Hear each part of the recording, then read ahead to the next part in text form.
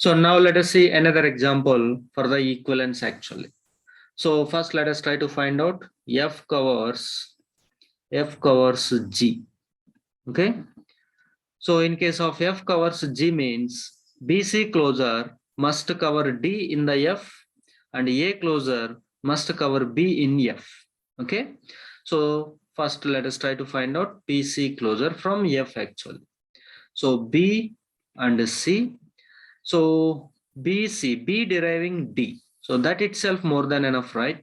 We need D so that we are able to derive from the F. And same way A closure. So let us try to find out the A closure from F. So A closure, if you try to find out A deriving B, so that is what A deriving B. So that is more than enough. So here directly this FD is common in both. So you don't need to find out also, because when you have same FDs in both, okay.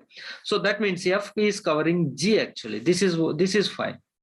But when you come to G covers F, let us check.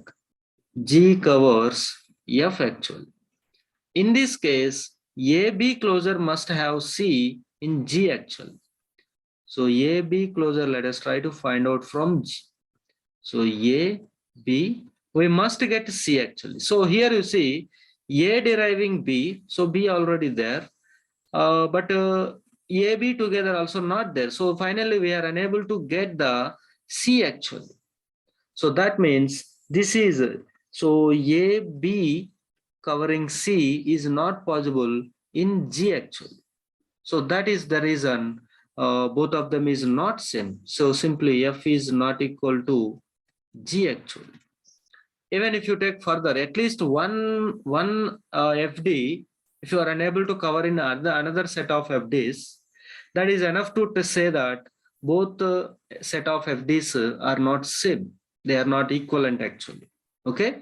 So this is a simple example which is for not equal actually. Okay.